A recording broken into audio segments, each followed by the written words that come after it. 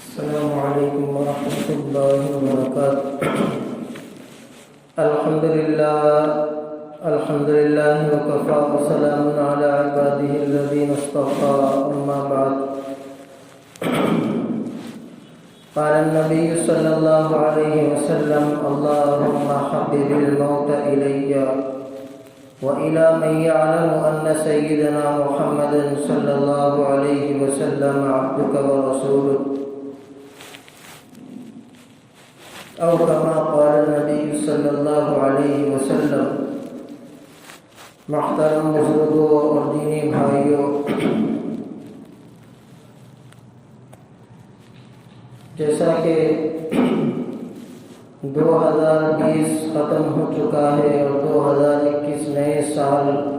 شمسی اعتبار سے آغاز ہو گیا، رسول اللہ صلی اللہ علیہ وسلم نے ساری امت کو اس بات کا محاسبہ اور مراقبہ بتایا ہے کہ اب نیا سال شروع ہوا تو زندگی کی نئی شروعات ہو۔ پچھلے سال جتنے گناہ ہم سے ہوئے، اس سال توبہ کر کے اپنی زندگی کے اندر انقلاب پیدا کر،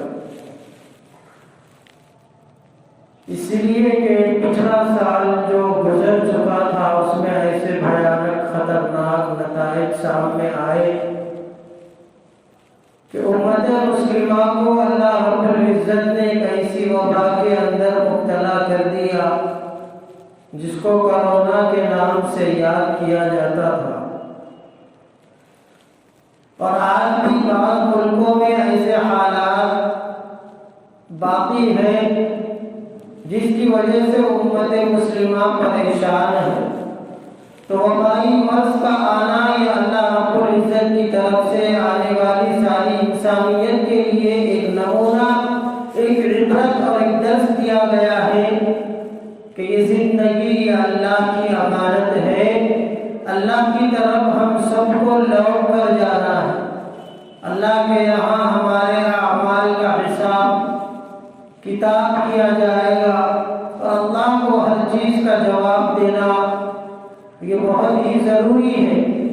اسی لیے زندگی کو غنیمت جانیں اور اپنی جوانی کی اور اپنی زندگی کی سانس کی قدر کرتے ہوئے اللہ تبارک و تعالیٰ کی طرف رجوع ہو جائے، انابت اللہ کی کیفیت ہماری زندگی کے اندر داخل ہو جائے، اور کثرت سے موت کا تذکرہ کرتے رہے اور کثرت سے موت میں جاتے رہے، شرکت کرتے رہے، اور آخرت کی فکر اپنی زندگی کے اندر داخل کرتے رہے، تو پھر ہماری زندگی کے اندر ایمان صحیح سالم رہے گا۔ اسی لیے حضرت برا ابن عازب رضی اللہ عنہ روایت فرماتے ہیں، ایک دن ہم رسول اللہ صلی اللہ علیہ وسلم کے ساتھ ایک انسان کے جنازے میں قبرستان گئے۔ جب قبر تک پہنچے تو دیکھا کہ ابھی لحد نہیں بنائی گئی، اس وجہ سے نبی کریم صلی اللہ علیہ وسلم بیٹھ گئے، اور ہم بھی آپ کے پاس باادب اس طرح بیٹھ گئے کہ جیسے ہمارے سروں پر پرندے بیٹھے۔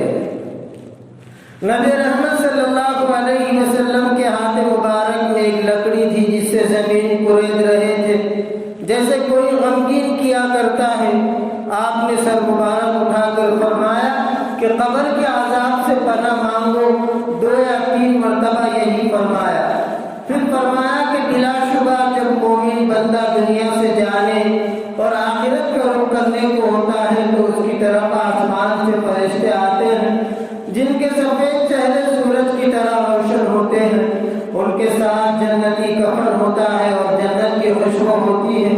یہ فرشتے اس قدر ہوتے ہیں کہ جہاں تک اس کی نظر پہنچے وہاں تک بیٹھ جاتے ہیں۔ پھر حضرت ملک الموت علیہ السلام تشریف لاتے ہیں، حتیٰ کہ اس کے سر کے پاس بیٹھ جاتے ہیں اور فرماتے ہیں کہ اے پاکیزہ روح، اللہ کی مغفرت اور اس کی رضامندی کی طرف نکل کر چل۔ چنانچہ اس کی روح اس طرح سہولت سے نکل آتی ہے جیسے مشکیزے میں سے پانی کا قطرہ بہتا ہوا باہر آ جاتا ہے۔ پس اسے حضرت ملک الموت علیہ السلام لے لیتے ہیں، ان کے ہاتھ میں لیتے ہی دوسرے فرشتے جو دور تک بیٹھے ہوتے ہیں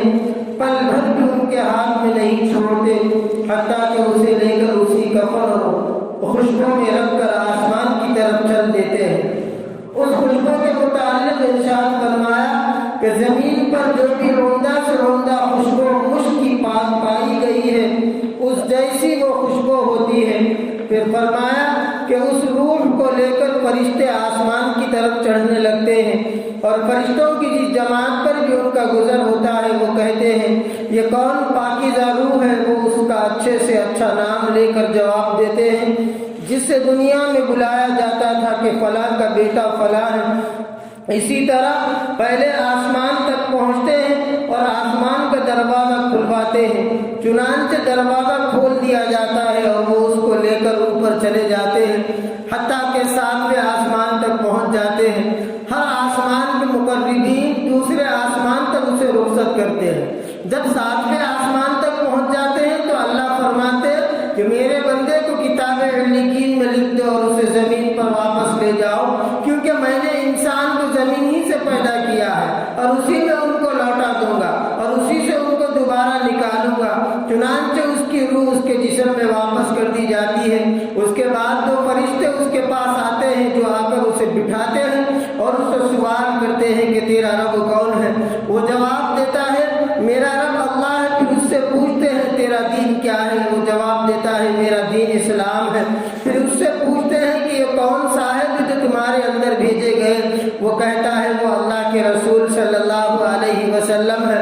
پھر اس سے دریافت کرتے ہیں کہ تیرا عمل کیا ہے؟ وہ کہتا ہے میں نے اللہ کی کتاب پڑھی، سوا اس پر ایمان لایا اور اس کی تصدیق کی۔ اس کے بعد ایک آواز دینے والا آسمان سے آواز دیتا ہے جو اللہ کا منادی ہوتا ہے کہ میرے بندے نے سچ کہا، پس اس کے لیے جنت کے بچھونے بچھا دو اور اس کو جنت کے کپڑے پہنا دو اور اس کے لیے جنت کی طرف دروازہ کھول دو۔ چنانچہ جنت کی طرف دروازہ کھول دیا جاتا ہے جس کے ذریعے جنت کا آرام اور خوشبو آتی رہتی ہے، اور اس کی قبر اتنی کشادہ کر دی جاتی ہے جہاں تک اس کی نظر پہنچے۔ اس کے بعد نہایت خوبصورت چہرے والا، بہترین لباس والا اور پاکیزہ خوشبو والا ایک شخص اس کے پاس آ کر کہتا ہے کہ خوشی کی چیزوں کی بشارت سن لے، یہ تیرا وہ دن ہے جس کا تجھ سے وعدہ کیا جاتا تھا۔ وہ کہتا ہے کہ تم کون ہو؟ تمہارا چہرہ حقیقت میں چہرہ کہنے کے لائق ہے اور اس لائق ہے کہ اچھی خبر لائے۔ وہ کہتا ہے میرا تیرا عمل صالح ہو۔ اس کے بعد وہ خوشی میں کہتا ہے اے رب قیامت قائم فرما، اے رب قیامت قائم فرما تاکہ میں اپنے اہل و عیال اور مال میں پہنچ جاؤں۔ اور بلا شبہ جب کافر بندہ دنیا سے جانے اور آخرت کا رخ کرنے کو ہوتا ہے تو سیاہ چہروں والے فرشتے آسمان سے اس کے پاس آتے ہیں جن کے ساتھ ٹاٹ ہوتے ہیں اور اس کے پاس اتنی دور تک بیٹھ جاتے ہیں جہاں تک اس کی نظر پہنچتی ہے۔ پھر ملک الموت تشریف لاتے ہیں یہاں تک کہ اس کے سر کے پاس بیٹھ جاتے ہیں۔ پھر کہتے ہیں کہ اے خبیث جان، اللہ کی ناراضگی کی طرف نکل۔ ملک الموت کا یہ فرمان سن کر روح اس کے جسم میں ادھر ادھر بھاگی پھرتی ہے، لہذا ملک الموت اس کی روح کو جسم سے اس طرح نکالتے ہیں جیسے بوٹیاں بھوننے کی سیخ بھیگے ہوئے اون سے صاف کی جاتی ہے، یعنی کافر کی روح کو جسم سے زبردستی اس طرح نکالتے ہیں جیسے بھیگا ہوا اون کانٹے دار سیخ پر لپٹا ہوا ہو اور اس کو زور سے کھینچا جائے۔ پھر اس کی روح کو ملک الموت اپنے ہاتھ میں لے لیتے ہیں اور ان کے ہاتھ میں لیتے ہی دوسرے فرشتے پل جھپکنے کی برابر بھی ان کے پاس نہیں چھوڑتے، یہاں تک کہ فوراً ان سے لے کر اس کو ٹاٹوں میں لپیٹ دیتے ہیں جو ان کے پاس ہوتے ہیں، اور ان ٹاٹوں میں ایسی بدبو آتی ہے جیسے کبھی کسی بدترین سڑی ہوئی مردہ ناس سے روئے زمین پر بدبو پھوٹی ہو۔ وہ فرشتے اسے لے کر آسمان کی طرف چڑھتے ہیں اور فرشتوں کی جس جماعت پر بھی پہنچتے ہیں وہ کہتے ہیں یہ کون خبیث روح ہے؟ وہ اس کا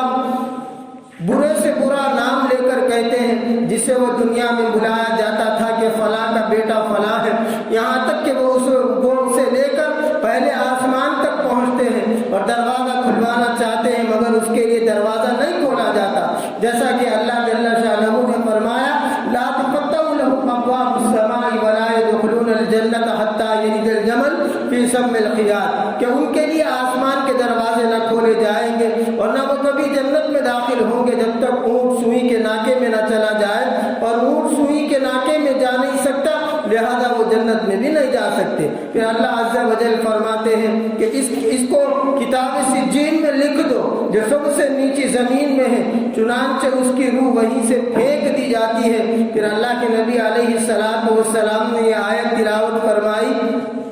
وَمَن يُشْرِكْ بِاللَّهِ فَكَأَنَّمَا خَرَّ مِنَ السَّمَاءِ فَتَخْطَفُهُ الطَّيْرُ أَوْ تَهْوِي بِهِ الرِّيحُ فِي مَكَانٍ سَحِيقٍ، اور جو شخص اللہ کے ساتھ شرک کرتا ہے گویا وہ آسمان سے گر پڑا، پھر پرندوں نے اس کی بوٹیاں نوچ لی یا اس کو ہوا نے دور دراز جگہ میں لے جا کر پھینک دیا، پھر اس کی روح اس کے جسم میں لوٹا دی جاتی ہے اور اس کے پاس دو فرشتے آتے ہیں اور اسے بٹھا کر پوچھتے ہیں کہ تیرا رب کون ہے؟ وہ کہتا ہے ہائے ہائے مجھے پتا نہیں۔ پھر اس سے دریافت کرتے ہیں کہ تیرا دین کیا ہے؟ وہ کہتا ہے ہائے ہائے مجھے پتا نہیں۔ پھر اس سے دریافت کرتے ہیں کہ یہ شخص کون ہے جو تمہارے اندر بھیجے گئے؟ وہ کہتا ہے ہائے ہائے افسوس مجھے پتا نہیں۔ جب یہ سوال و جواب ہو چکتے ہیں تو آسمان سے ایک آواز دینے والا آواز دیتا ہے کہ اس نے جھوٹ کہا، اس کے نیچے آگ کو بچھا دو اور اس کے لیے دوزخ کا دروازہ کھول دو۔ چنانچہ دوزخ کا دروازہ کھول دیا جاتا ہے اور دوزخ کی تپش اور سخت گرم لو آتی رہتی ہے اور قبر اس پر تنگ کر دی جاتی ہے، یہاں تک کہ اس کی پسلیاں بھیج کر آپس میں ادھر کی ادھر چلی جاتی ہے۔ اور اس کے پاس ایک شخص آتا ہے جو بدصورت اور برے کپڑے پہنے ہوئے ہوتا ہے، اس کے جسم سے بری بدبو آتی ہے۔ وہ شخص اس سے کہتا ہے کہ مصیبت کی خبر سن لے، یہ وہ دن ہے جس کا تجھ سے وعدہ کیا جاتا تھا۔ وہ کہتا ہے کہ تو کون ہے؟ واقعی تیری صورت اسی لائق ہے کہ تو بری خبر سنائے۔ وہ کہتا ہے میں تیرا برا عمل ہوں۔ یہ سن کر وہ اس ڈر سے کہ میں قیامت میں یہاں سے زیادہ عذاب میں گرفتار ہوں گا یوں کہتا ہے کہ اے رب قیامت قائم نہ کر۔ ایک روایت میں ہے کہ جب مومن کی روح نکلتی ہے تو آسمان و زمین کے درمیان کا ہر فرشتہ اور وہ سب فرشتے جو آسمان میں ہیں سب کے سب اس پر رحمت بھیجتے ہیں اور اس کے لیے آسمان کے دروازے کھول دیے جاتے ہیں اور ہر دروازے والے فرشتے اللہ سے دعا کرتے ہیں کہ اس کی روح کو ہماری طرف سے لے کر چڑھایا جائے۔ اور کافر کے بارے میں فرمایا کہ اس کی جان رگوں سمیت نکالی جاتی ہے۔ اور آسمان و زمین کے درمیان کا ہر فرشتہ اور وہ سب فرشتے جو آسمان میں ہیں سب کے سب اس پر لعنت بھیجتے ہیں اور اس کے لیے آسمان کے دروازے بند کر دیے جاتے ہیں اور ہر دروازے والے اللہ سے دعا کرتے ہیں کہ اس کی روح کو ہماری طرف سے لے کر نہ چڑھایا جائے۔ حضرت جابر رضی اللہ عنہ فرماتے ہیں نبی رحمت صلی اللہ علیہ وسلم نے ارشاد فرمایا کہ جب مومن کو قبر میں داخل کر دیا جاتا ہے تو اس کو ایسا معلوم ہوتا ہے جیسے سورج چھپ رہا ہو، پر جب اس کی روح لوٹائی جاتی ہے تو آنکھیں ملتا ہوا اٹھ کر بیٹھتا ہے اور فرشتوں سے کہتا ہے کہ مجھے چھوڑ دو میں نماز پڑھتا ہوں۔ گویا وہ اس وقت اپنے آپ کو دنیا ہی میں تصور کرتا ہے کہ سوال و جواب کو رہنے دو، مجھے فرض ادا کرنے دو، وقت ختم ہوا جا رہا ہے اور میری نماز جاتی رہے گی۔ پھر لکھتے ہیں کہ یہ بات وہی کہے گا جو دنیا میں نماز کا پابند تھا اور اس کو ہر وقت نماز کا خیال لگا رہتا تھا اور ہر وقت وہ اللہ سے ڈر کر اپنی زندگی کو گزارا کرتا تھا اور جس کی زندگی کے اندر حلال کی تمیز تھی، حرام کی تمیز تھی، جو وہ اپنے گناہوں سے اپنے آپ کو بچا کر جو اللہ رب العزت کی منشا کے مطابق اللہ کو راضی کرنے والے اعمال انجام دیتا تھا، یہ اس کا انجام ہوگا۔ تو اس سے بے نمازیوں کو سبق حاصل کرنا چاہیے اور اپنے حال کا اس سے اندازہ لگانا چاہیے اور اس بات کو خوب سوچے کہ جب اچانک سوال ہوگا تو کیسی پریشانی ہوگی۔ حضرت ابو ہریرہ رضی اللہ عنہ راوی ہے فرماتے ہیں نبی رحمت صلی اللہ علیہ وسلم نے ارشاد فرمایا کہ بلا شبہ مردہ اپنی قبر میں پہنچ کر بے خوف اور بااطمینان بیٹھتا ہے۔ پھر اس سے سوال کیا جاتا کہ تو دنیا میں کس دین میں تھا؟ وہ جواب دیتا ہے کہ میں اسلام میں تھا۔ پھر اس سے سوال ہوتا ہے کہ تیرے عقیدے میں یہ کون ہے جو تمہاری طرف بھیجے گئے؟ وہ جواب دیتا ہے وہ نبی رحمت صلی اللہ علیہ وسلم ہے جو ہمارے پاس اللہ کے پاس سے کھلے کھلے معجزے لے کر آئے، بس ہم نے ان کی تصدیق کی۔ پھر اس سے پوچھا جاتا ہے کہ کیا تو نے اللہ کو دیکھا؟ وہ جواب دیتا ہے کہ دنیا میں کوئی آدمی اللہ کو نہیں دیکھ سکتا، پھر میں کیسے دیکھ لیتا؟ پھر اس کے سامنے دوزخ کی طرف ایک روشن دان کھولا جاتا ہے جس کے ذریعے وہ دوزخ کو دیکھتا ہے کہ آگ کے انگارے آپس میں ایک دوسرے کو کھائے جاتے ہیں۔ جب وہ دوزخ کا منظر دیکھ لیتا تو اس سے کہتے کہ دیکھ اللہ نے تجھے کس مصیبت سے بچایا۔ پھر اس کے سامنے جنت کی طرف ایک روشن دان کھولا جاتا ہے جس کے ذریعے وہ جنت کی رونق اور جنت کی دوسری چیزیں دیکھ لیتا ہے۔ پھر اس سے کہا جاتا ہے ہے کہ جنت تیرا ٹھکانہ ہے، تو یقین ہی پر زندہ رہا اور یقین ہی پر تجھے موت آئی اور یقین ہی پر تو قیامت کے روز قبر سے اٹھے گا انشاءاللہ۔ پھر فرمایا نافرمان آدمی خوف زدہ اور گھبرایا ہوا اپنی قبر میں بیٹھتا ہے، اس سے سوال ہوتا ہے کہ تو دنیا میں کس دین میں تھا؟ وہ جواب دیتا ہے کہ مجھے پتا نہیں۔ پھر اس سے حضور نبی کریم صلی اللہ علیہ وسلم کے متعلق سوال ہوتا ہے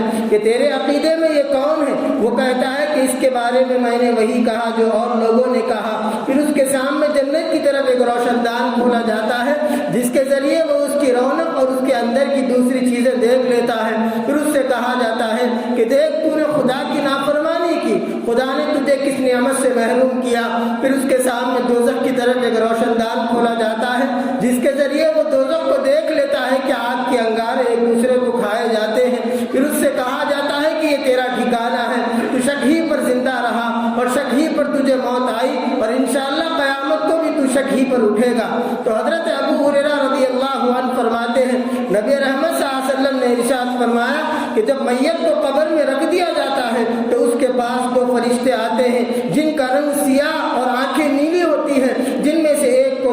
منکر دوسرے کو نکیر کہا جاتا ہے۔ وہ دونوں اس سے پوچھتے ہیں کہ تو کیا کہتا ہے ان صاحب کے بارے میں جو تمہاری طرف بھیجے گئے؟ وہ اگر مومن ہے تو جواب دیتا ہے کہ وہ اللہ کے بندے اور اس کے رسول ہے۔ میں گواہی دیتا ہوں کہ اللہ کے سوا کوئی معبود نہیں اور بے شک محمد صلی اللہ علیہ وسلم اللہ کے بندے اور اس کے رسول ہے۔ یہ سن کر وہ دونوں کہتے ہیں ہم تو جانتے تھے کہ تو ایسا ہی جواب دے گا۔ پھر اس کی قبر ہاتھ سے مربع کشادہ کر دی جاتی ہے، پھر منور کر دی جاتی ہے۔ پھر اس سے کہہ دیا جاتا ہے کہ اب تو سو جا۔ وہ کہتا ہے میں تو اپنے گھر والوں کو اپنا حال بتانے کے لیے جاتا ہوں۔ وہ کہتے ہیں یہاں آ کر جانے کا قانون نہیں ہے، تو سو جا جیسے کہ دلہن سوتی ہے جسے اس کے شوہر کے سوا کوئی نہیں اٹھا سکتا، لہذا وہ آرام سے قبر میں رہتا ہے یہاں تک کہ اللہ اسے قیامت کے روز اس جگہ سے اٹھائے گا۔ اور اگر مرنے والا منافق ہوگا، کافر ہوگا، بے نمازی ہوگا، بے دین ہوگا تو منکر نکیر جواب دیتا ہے کہ میں نے جو لوگوں کو کہتا سنا وہی کہا، اس سے زیادہ میں کچھ نہیں جانتا۔ وہ دونوں کہتے ہیں ہم تو خوب جانتے تھے کہ تو ایسا ہی جواب دے گا۔ پھر زمین سے کہا جاتا ہے کہ اس کو پھینک دے، چنانچہ زمین اسے بھیج دیتی ہے جس کی وجہ سے اس کی پسلیاں ادھر کی ادھر چلی جاتی ہیں۔ پھر وہ قبر کے اندر عذاب ہی میں رہتا ہے یہاں تک کہ قیامت کو خدا سے وہاں سے اٹھائے گا۔ تو ان احادیث سے میرے بھائیوں معلوم ہوا کہ ایمان والے عالم برزخ میں مطمئن ہوں گے اور ان کے ہوش و حواس سالم رہیں گے، حتیٰ کہ ان کو نماز کا دھیان ہوگا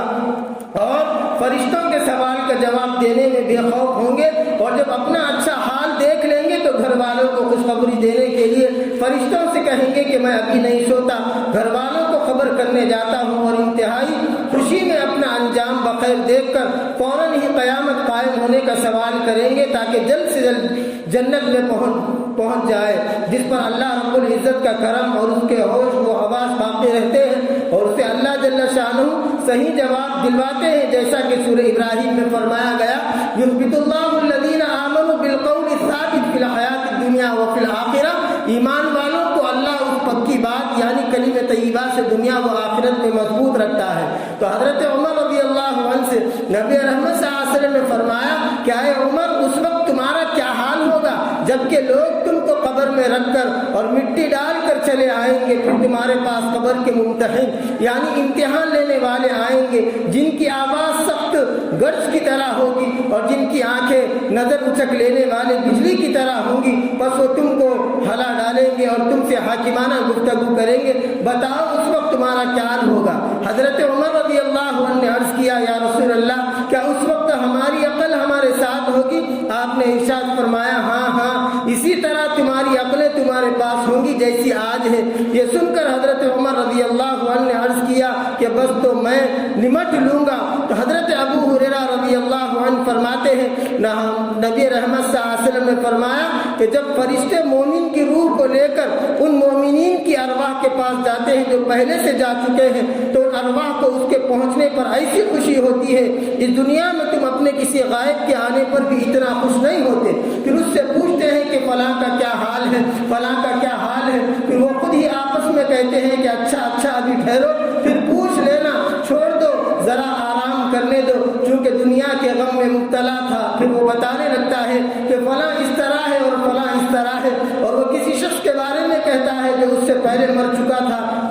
مر گیا تمہارے پاس نہیں آیا، یہ سن کر وہ کہتے ہیں جب وہ دنیا سے آ گیا اور ہمارے پاس نہیں آیا تو ضرور اس کو دوزخ میں پہنچا دیا گیا ہے۔ طبرانی کی روایت میں یہ بھی ہے، نبی رحمت صلی اللہ علیہ وسلم نے ارشاد فرمایا بلا شبہ تمہارے اعمال تمہارے رشتہ داروں اور خاندان والوں کے سامنے پیش کیے جاتے ہیں جو آخرت میں پہنچ چکے ہیں، اور اگر تمہارا عمل نیک ہو تو وہ خوش ہوتے ہیں اور خداوند کریم سے دعا کرتے ہیں کہ اے اللہ یہ آپ کا فضل اور رحمت ہے، بس آپ اپنی نعمت اس پر پوری فرما دیجئے اور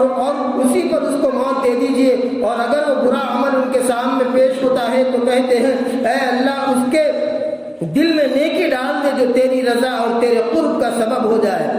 حضرت سعید بن مسیب رضی اللہ عنہ فرماتے ہیں کہ اما جان حضرت عائشہ رضی اللہ عنہا نے نبی رحمت صلی اللہ علیہ وسلم سے عرض کیا یا رسول اللہ جب سے آپ نے منکر نکیر کی ہیبت ناک آواز اور قبر کے بھیجنے کا ذکر فرمایا اور تذکرہ کیا اس وقت سے مجھے کسی چیز سے تسلی نہیں ہوتی ہے اور دل کی پریشانی دور نہیں ہوتی۔ آپ نے ارشاد فرمایا اے عائشہ منکر نکیر کی آواز مومن کے کانوں میں ایسے ہوگی جیسے ایک سریلی آواز کانوں میں بھولتی معلوم ہوتی ہے، آنکھوں میں سرما لگانے سے آنکھوں کو لذت محسوس ہوتی ہے، اور مومن کو قبر کا دبانا ایسا ہوتا ہے جیسے کسی کے سر میں درد ہو اور اس کی شفقت والی ماں آہستہ آہستہ اپنے بیٹے کا سر دباتی ہے اور وہ اس سے آرام و راحت پاتا ہے۔ اور یاد رکھے عائشہ اللہ کے بارے میں شک کرنے والوں کے لیے بڑی خرابی ہے، اور وہ قبر میں اس طرح بھیجے جائیں گے جیسے انڈے پر پتھر رکھ کر دبا دیا جاتا ہے۔ حضرت انس رضی اللہ عنہ کا بیان ہے اللہ کے نبی علیہ الصلوۃ والسلام نے ارشاد فرمایا کہ ہر انسان کے لیے آسمان کے دو دروازے ہیں، ایک دروازے سے اس کا عمل چڑھتا ہے اور دوسرے دروازے سے اس کا رزق اترتا ہے۔ جب مومن مر جاتا ہے تو دونوں دروازے اس کے مرنے پر روتے ہیں۔ حضرت ابن عمر رضی اللہ عنہما اللہ کے نبی علیہ الصلوۃ والسلام سے روایت کرتے ہیں آقا نے فرمایا بے شک جب مومن مر جاتا ہے تو اس کے مرنے پر قبرستان اپنے آپ کو سجا لیتے ہیں، لہذا ان میں کا کوئی حصہ ایسا نہیں ہوتا جو یہ تمنا نہ کرتا ہو کہ یہ مجھ میں دفن ہو۔ حضرت ابن عباس رضی اللہ عنہما فرماتے تھے کہ مومن کے مرنے پر 40 دن تک زمین روتی ہے۔ حضرت عطاء الخرسانی فرماتے تھے کہ جو بندہ زمین کے کسی حصے میں سجدہ کرتا ہے وہ حصہ قیامت کے روز اس کے حق میں گواہی دے گا اور اس کے مرنے کے دن روئے گا۔ حضرت ابو امامہ رضی اللہ عنہ سے روایت ہے نبی رحمت صلی اللہ علیہ وسلم نے ارشاد فرمایا کہ بے شک مرنے کے بعد جو چیزیں مومن کو اس کی نیکیوں سے پہنچتی ہے ان میں سے ایک علم ہے جو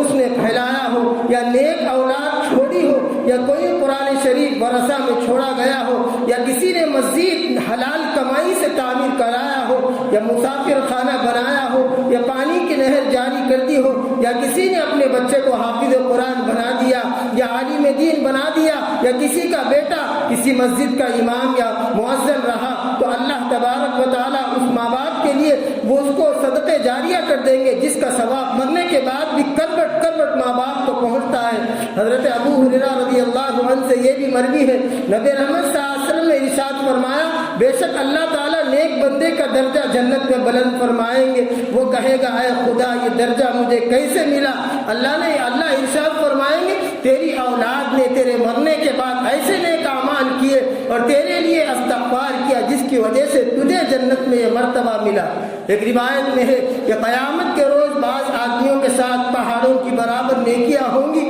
وہ یہ دیکھ کر عرض کرے گا کہ یہ مجھے کہاں سے ملے؟ ارشاد ہوگا تیری اولاد کے استغفار کرنے کی بدولت اور ان کے نیک کام کرنے کی بدولت تجھے یہ عنایت کی گئی ہے۔ حضرت ابن عباس رضی اللہ عنہما فرماتے ہیں نبی رحمت صلی اللہ علیہ وسلم نے ارشاد فرمایا کہ میت اپنی قبر میں بس ایسا ہی محتاج ہوتا ہے جیسے کوئی ڈوبتا ہوا، پھر فرمایا کہ وہ دعا کا منتظر رہتا ہے جو اس کے باپ یا ماں یا بھائی یا دوست کی جانب سے اسے پہنچ جائے۔ جب اسے ان میں سے کسی کی دعا پہنچتی ہے تو ساری دنیا اور جو کچھ دنیا میں ہے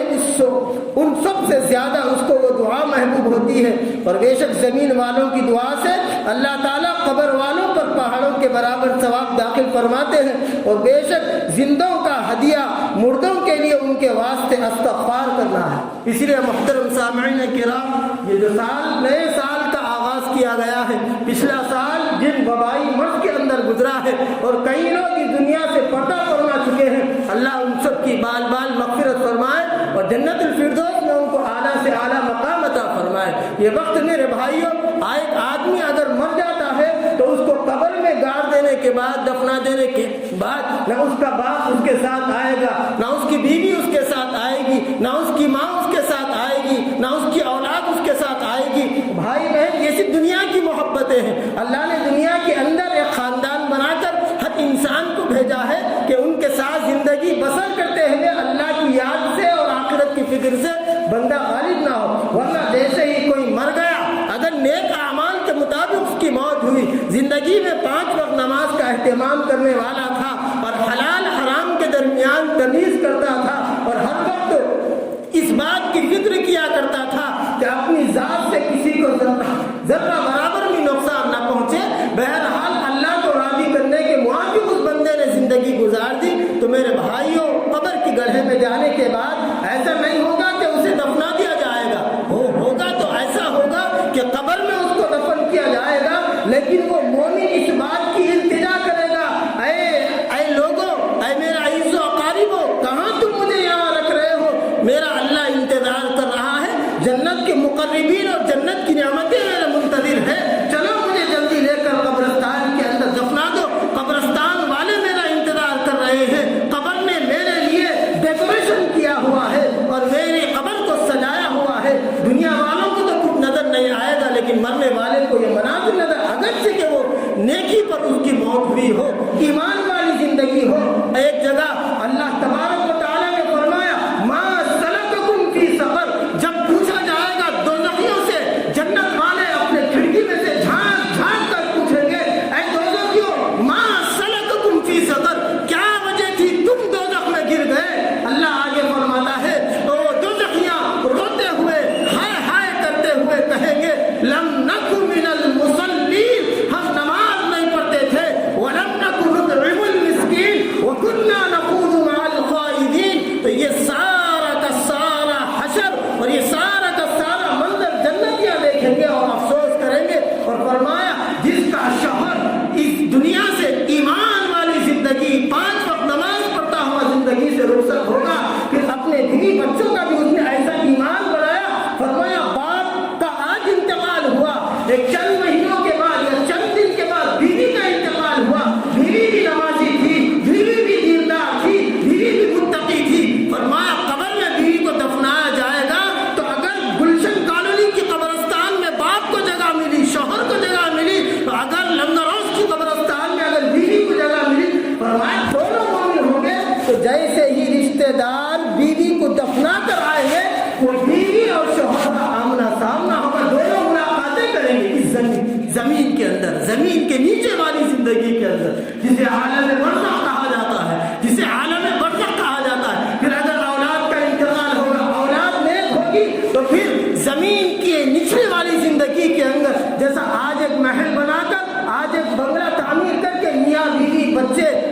رہتے ہیں، جس طرح زندگی گزارتے ہیں، ایمان والی موت اولاد کی ہوگی، ماں باپ کی ہوگی، والدین کی ہوگی، خاندان کی ہوگی، جس طرح دنیا میں تم ایک دوسرے کے ساتھ مل جل کر ہم سفر کی زندگی گزارا کرتے تھے، میرے بھائیوں، ایمان والی موت کی یہ بشارت ہے کہ وہ قبر کے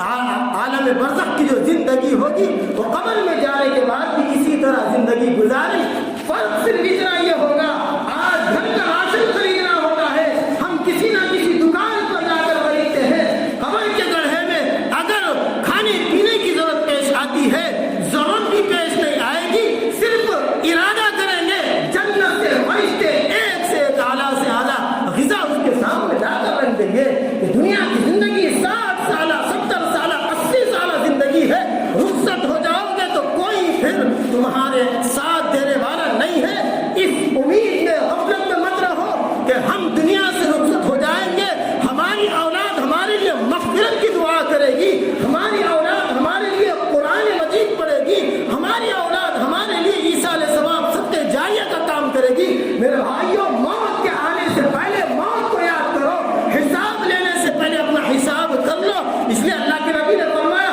موتو قبل ان تموتو، اے لوگوں مرنے سے پہلے مرو، وحاس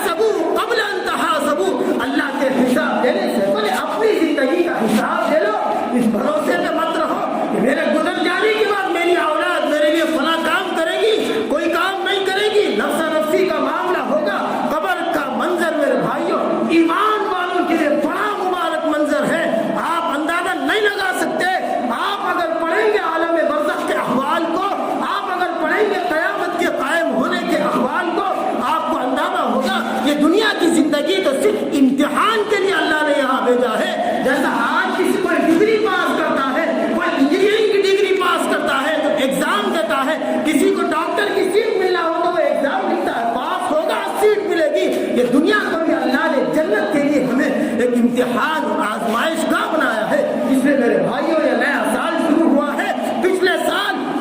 سال اللہ کی طرف سے جو وبائی مرض آئے ہیں, کئی لوگ اس دنیا سے رخصت ہوئے, اللہ ان کی بال مغفرت فرمائے, اور کئی لوگوں کا نقصان ہوا. یہ اللہ کی مشیت تھی, یہ اللہ کی حکمت تھی. صبر کرنا چاہیے. اور اس نئے سال کی شروعات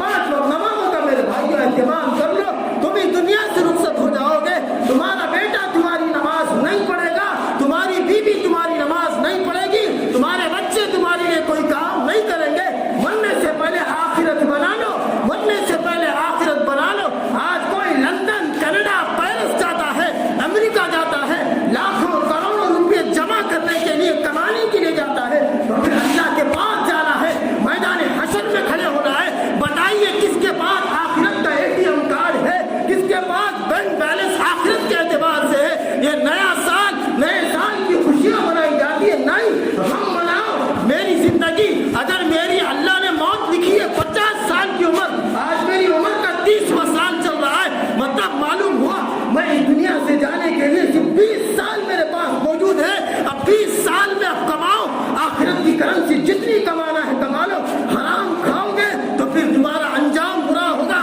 حلال کھاؤ گے آخرت میں ذخیرہ جمع ہوگا. زندگی میں نماز ہوگی تو پھر کسی کو ضرورت نہیں ہوگی کہ ہم قبر میں جانے کے بعد اگر کسی باپ کا بیٹا اگر کسی کے لیے قرآن کی پڑھ کر مغفرت کرتا ہے تو اس دھوکے میں, غفلت کی زندگی میں میرے بھائیوں مت رہو. نیا سال اللہ نے دیا ہے, ہر دن کو آج غم ہے. اللہ کے نبی نے فرمایا زندگی کیسے گزاری جاتی ہے. اللہ کے نبی نے فرمایا